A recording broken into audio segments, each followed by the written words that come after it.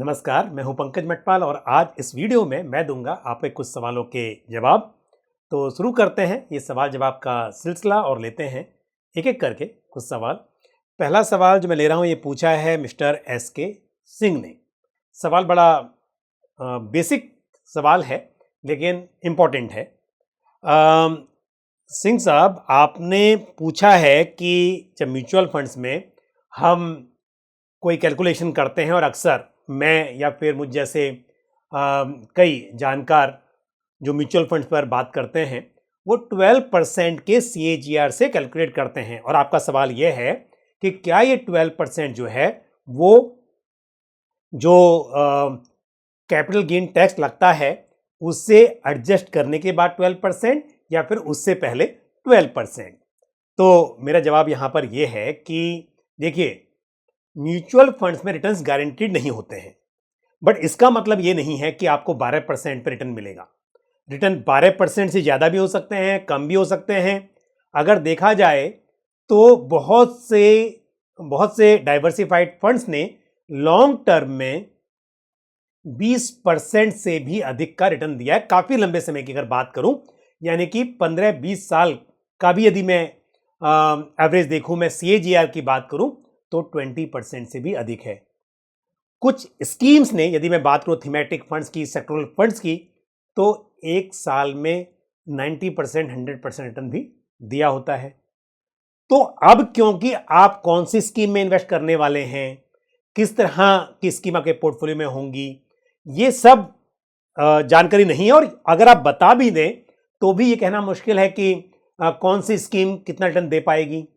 तो इसके लिए, क्योंकि यदि मैं कैलकुलेट करना है, क्योंकि यदि आपको फ्यूचर की प्लानिंग करनी है और आप ये जानना चाहते हो कि मैं कितना पैसा इन्वेस्ट करूं कि एक टाइम के बाद जितना पैसा आपको चाहिए वो बन पाए, तो कोई तो रिटर्न लेकर चलना पड़ेगा। तो इसके लिए हम एक अज्यूम करते हैं, हम एक अंदाजा लगाते हैं कि किस परसेंट से हमें कैलकुलेट करना चाहिए। और क्योंकि यदि एवरेज देखें तो अगर किसी स्कीम ने कम दिया है, किसी ने ज्यादा दिया है, तो हम एक 12% का इक्विटी फंड से रिटर्न मानकर चलते हैं।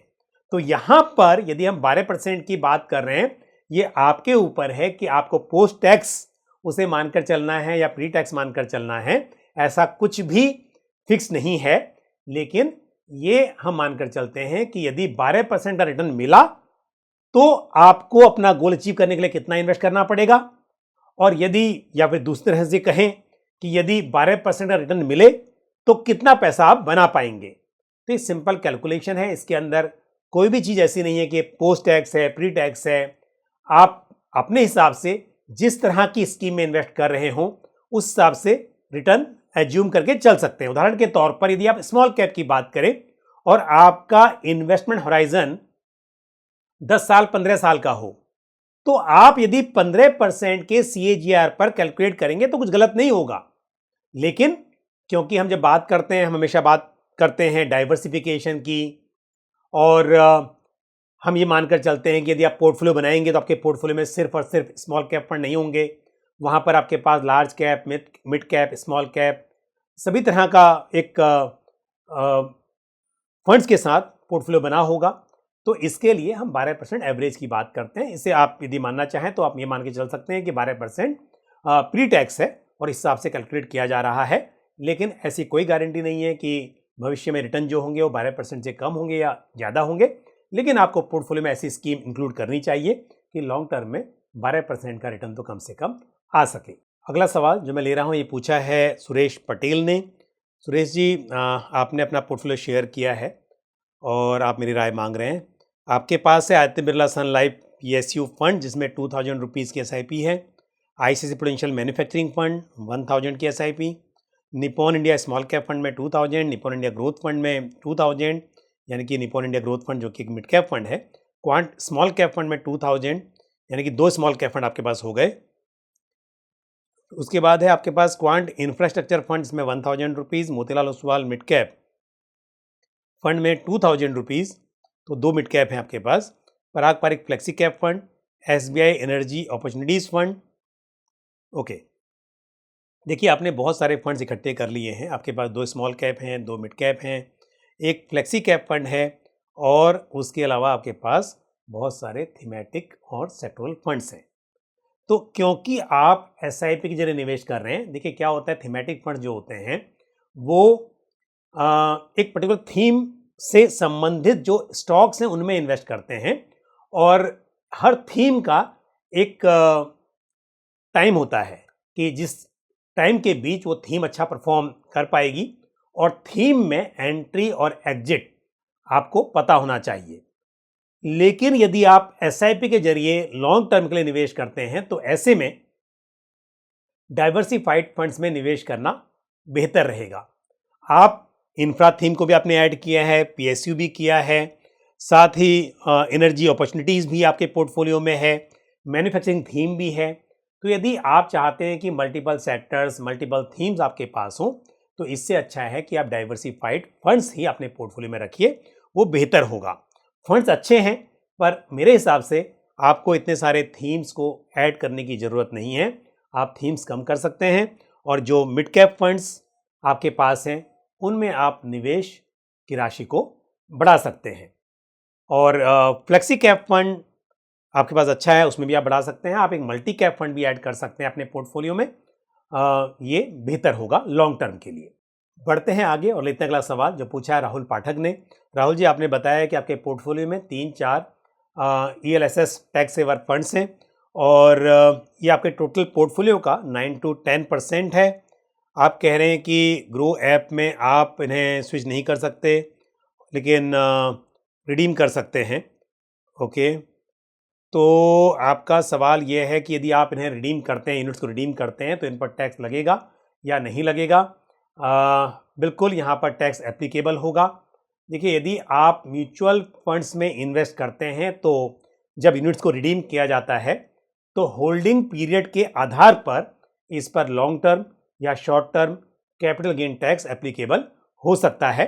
और अगेन ये डिपेंड करता है कि किस तरह की स्कीम में आपने इन्वेस्ट किया हुआ है। तो यहाँ पर क्योंकि बात हो रही है ELSS की, ये इक्विटी स्कीम है, और यहाँ पर क्योंकि मिनिमम 3 साल का लॉक इन पीरियड होता है, तो बेशक यदि अब आप यूनिट्स को रिडीम करते हैं, ये क्वालिफाई हो जाएंगी लॉन्ग टर्म कैपिटल गेन के लिए, और यहाँ पर long term capital gain tax applicable होगा।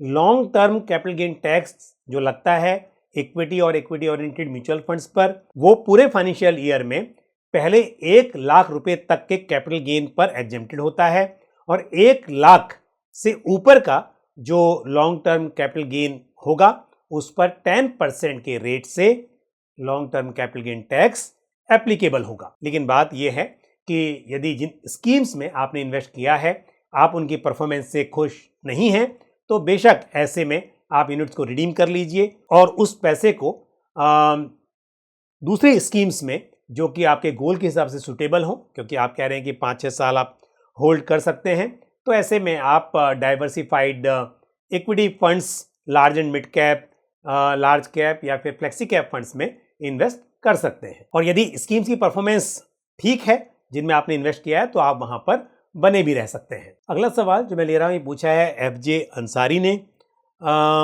अंसारी जी, आपने कहा है कि कुछ फंड्स आपने सेलेक्ट किए हैं। Motilal Oswal mid cap fund बहुत अच्छा फंड है मिड कैप कैटेगरी में। UTI निफ्टी 50 इंडेक्स फंड, ये तो एक लार्ज कैप इंडेक्स फंड है, अच्छा है। पराग पारिक फ्लेक्सी कैप फंड भी अच्छा फंड है। SBI कॉन्ट्रा फंड, ये भी एक कॉन्ट्रारेन स्टाइल वाला एक फंड है। आदित्य बिरला सन लाइफ PSU इक्विटी फंड और ICICI प्रूडेंशियल इंफ्रास्ट्रक्चर फंड, ये कुछ फंड हैं जो आपने सेलेक्ट किए हैं। और आपका गोल है 20 ईयर्स का, 1 करोड़ रुपया आप जुटाना चाहते हैं रिटायरमेंट के लिए। पहली बात बता दूं कि 20 साल के बाद 1 करोड़ की वैल्यू काफ़ी कम हो जाएगी, तो आप मान के चल सकते हैं कि आज के करीब करीब 25 लाख 30 लाख के आसपास इसकी वैल्यू होगी। तो मेरे हिसाब से आपको 1 करोड़ नहीं बल्कि 4-5 करोड़ तो कम से कम अमाउंट मानकर चलना चाहिए। और साथ ही आपने कहा है कि बच्चों के एजुकेशन के लिए भी आपको पैसे चाहिए 10 ईयर्स के बाद, 15 ईयर्स के बाद, और उसके लिए आप कुछ 15 लाख का प्लान है, इसके अकॉर्डिंग आपको इन्वेस्ट करना है। और Nippon India multi cap fund में ऑलरेडी 1000 रुपीज़ पर मंथ की SIP आपकी चल रही है। Nippon India multi cap fund अच्छा फंड है, उसमें बिल्कुल आप इन्वेस्ट कीजिए और अमाउंट को बढ़ा भी सकते हैं। जो स्कीम्स आपने सेलेक्ट की हैं वो स्कीम्स भी अच्छी हैं, लेकिन जब लॉन्ग टर्म की बात हो तो मेरे हिसाब से डाइवर्सिफाइड फंड्स में ही इन्वेस्ट करना बेहतर है। आपने एक मिड कैप फंड सेलेक्ट किया है, आपने एक लार्ज कैप फंड सेलेक्ट किया है, एक फ्लेक्सी कैप फंड है। जो थीमेटिक फंड्स आपने लिए हैं, पीएसयू फंड्स और इंफ्रास्ट्रक्चर फंड, इस वक्त पर ये थीम्स अच्छी लग रही हैं, लेकिन लॉन्ग टर्म के लिए यदि आप इन थीम्स को ना भी इंक्लूड करें, इसके बजाय यदि आप डाइवर्सिफाइड फंड्स में ही इन्वेस्ट करें तो वो अच्छा होगा, क्योंकि थीम्स की लिमिटेशन होती है। थीम्स में क्योंकि नैरो मैंडेट होते हैं, तो सही समय पर यहाँ से निकलना भी ज़रूरी होता है। आप बात करें लॉन्ग टर्म की, तो मेरे हिसाब से जो फंड सेलेक्ट किए हैं वो काफ़ी अच्छे हैं। इन थीम्स में ना इन्वेस्ट करके आप डाइवर्सिफाइड फंड्स में ही इन्वेस्ट करें, तो ये लॉन्ग टर्म के लिए अच्छा रहेगा। अब लेते हैं आज का आखिरी सवाल जो पूछा है संजय विश्वकर्मा ने। संजय जी, आपने बताया कि आपकी एज है 38 ईयर्स की और आप 12,000 रुपीज़ की SIP करना चाहते हैं और आप फंड्स जानना चाहते हैं कहाँ पर आपको SIP करनी चाहिए, लेकिन आपने ये नहीं बताया कि आपको कितने लंबे समय के लिए इन्वेस्ट करना है, आपका इन्वेस्टमेंट होराइजन क्या है। फिर भी 38 ईयर्स की एज और मैं मान के चल रहा हूँ कि आप लॉन्ग टर्म के लिए इन्वेस्ट करेंगे, तो यहाँ पर 12,000 के लिए आप 4 फंड्स अपने पोर्टफोलियो में शामिल कर सकते हैं। आप एक मल्टी कैप फंड अपने पोर्टफोलियो में शामिल कीजिए और मल्टी कैप के लिए कोटक मल्टी कैप फंड मेरे हिसाब से अच्छी चॉइस होगी। उसके अलावा एक मिड कैप फंड आप अपने पोर्टफोलियो में शामिल कर सकते हैं और मिड कैप के लिए Motilal Oswal mid cap fund को आप चुन सकते हैं। साथ ही एक फ्लेक्सी कैप फंड भी आपके पोर्टफोलियो में होना चाहिए और फ्लेक्सी कैप में Nippon India flexi cap fund एक अच्छी चॉइस रहेगी, या फिर पराग पारिक फ्लेक्सी कैप फंड को भी आप सेलेक्ट कर सकते हैं। और क्योंकि मल्टी कैप और फ्लेक्सी कैप के जरिए आपको लार्ज कैप का एक्सपोजर मिल रहा है, तो मैं अलग से लार्ज कैप फंड आपको नहीं सजेस्ट कर रहा हूं, लेकिन एक आप वैल्यू ओरिएंटेड फंड अपने पोर्टफोलियो में शामिल कर सकते हैं और ICICI prudential value discovery fund इसके लिए एक अच्छी चॉइस मानी जा सकती है। तो आज इस वीडियो में मैंने आपके कुछ प्रश्नों के उत्तर दिए। मुझे उम्मीद है कि जानकारी आपको पसंद आई होगी।